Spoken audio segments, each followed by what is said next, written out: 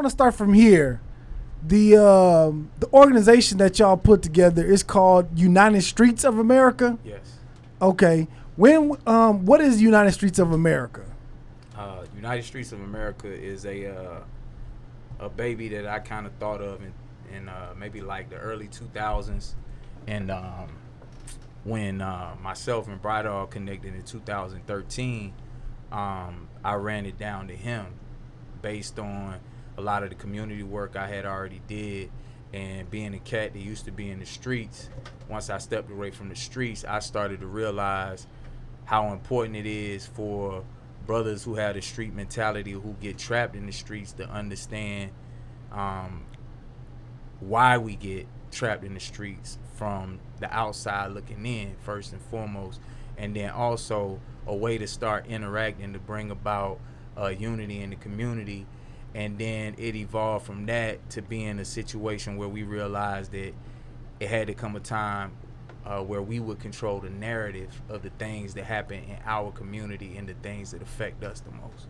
Okay. You know, so when I met the OG in 2013, we met based on a relationship that I formed with his daughter, and his oldest child and my oldest child got the same birthday. You know, so it was one of those situations where we realized we was kindred spirits. And at the time, he was in the federal penitentiary system, and I was already advocating for inmates to try to help get brothers that's been falsely incarcerated out of prison and things of that nature. So it was just like a couple conversations, and everything that he said made sense to me, and everything that I was saying made sense to him. You know, so we just actually started building what we were going to do from that point, and it was all on emails like, this is what we need to do, bro, this, you know, I need you to do this for me, I need you to call this person, and now we here, you know, and we moving around and we doing what we got to do to help try to save as many of the youth as we can. Okay. Now, Brady, what made you want to link up with DeWayne? Well, initially when we met, it was like, I'm attracted to intellect, and I'm attracted to history. Even though I'm deeply affiliated, and especially at that stage of my life, still intellect and history. So when we initially met, we chopped it up on our culture. And then it piqued his interest on how can you be affiliated yet so in tune with culture. And then my response is, you know, well, everything's a lower form of tribalism. Like, take yourself. You could live on X Street, and there's some guys that live on C Street, and they jump on your childhood friend from X Street. You affiliated with X Street when you guys see them and jump on that cat from C Street. So it's just a lower form of tribalism. So once we were able to transcend that, my attraction was we have a common goal, man. The way I've been living, it was time for a change, and I don't want no other person in the inner city to go through what I went through to live how I live. I mean, I've been shot 8 times, stabbed 3 times, hit by cars twice, jumped on numerous times.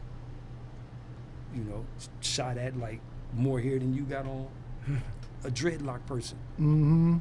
So that's what made me gravitate towards him. His intellect and the common desire to cease all the madness that's going on in our prospective communities, because regardless of where you live at, it's still the same in urban areas. Right. Okay. What thing could or what solution does United Streets have to actually, I guess, kind of stop the violence or either calm it down a little bit?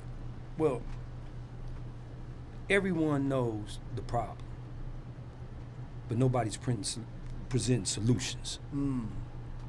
Now, I'm not going to say if. When you could take a dude that's making anywhere from $500 to $2,000 a week doing whatever he does on the streets, and you could say to this dude, via grants, yet no one controlling your narrative, via donations, man, you go to school with neighborhood Nipsey platform, found with his architectural blueprint. If I could send you to school to become a web designer, a coder, and in California you're going to start off making $100K a year as a coder, And you signed this contract, though, with us, United Streets of America, and if you miss 2 consecutive days, you booted, bruh. But we'll pay your bills for the few months that you need to go to school as a coder. And then you get out. So that's a solution. See, everybody knows the problem, but you're not presenting no boy on the block taking a penitentiary chance, a cemetery chance, or doing the certain things to another brother with the solution. You just telling them what the problem is, but you're not giving them an opportunity to escape the problem. So that's the main focus and goal of one aspect of United Streets of America. Right. To give you an opportunity. Another aspect of it is truthfully an empowering mindset, right? So what if GD, BD, VL, Blood, Crip, what if these brothers begin to realize that you're actually the military for your community, right?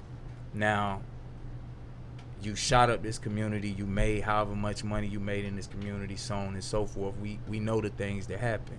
So now, as a man, when are you gonna realize that it's up to you to take accountability for the economics in your community? It's up to you to protect the next generation of children in your community and the women in your community, right?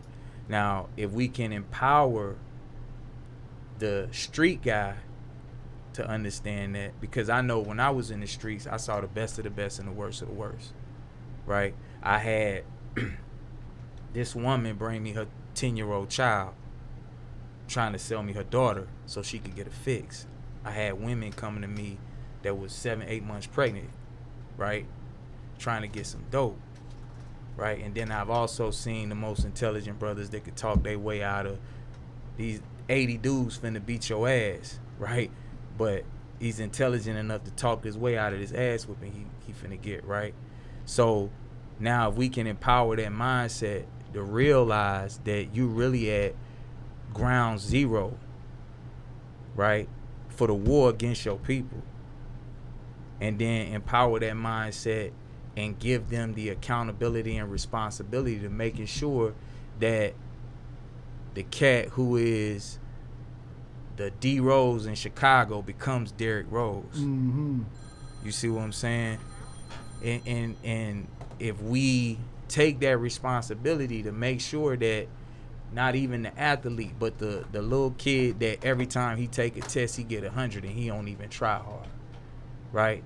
We need to make sure that if that young boy is growing, or young girl is growing up in 60s, right, or if they growing up on O Block or wherever they growing up at, that the young ones that's out there active in the streets realize that that little girl gotta go to school, homie, and she gotta make the maze, and ain't nobody gonna touch her because we don't know what this baby right here got the ability to be.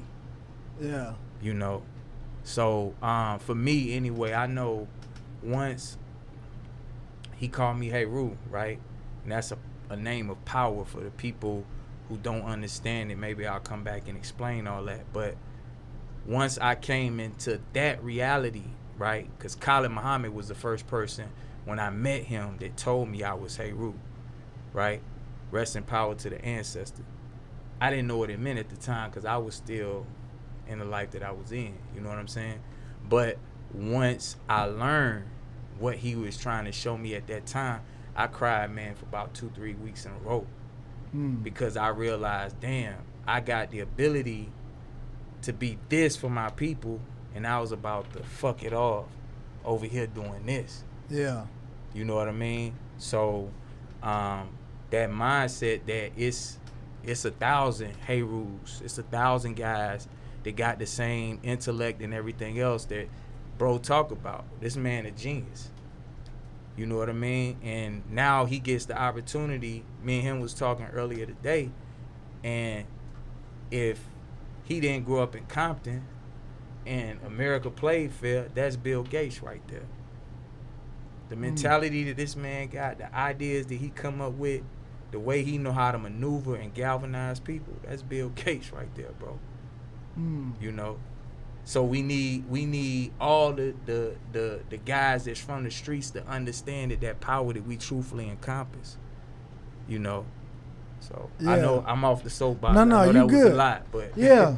yeah. My question is economics the answer It's part of it. to the inner cities? It's part of it. It's a strong part of it, because when you look at it, and I'll make this real short. At 17, I was incarcerated for a murder. Mm-hmm. Never been to youth authority. Had only been to juvenile hall twice. They sent me to state prison on the air. I have the black and white where I had a California Youth Authority, a CYA commitment.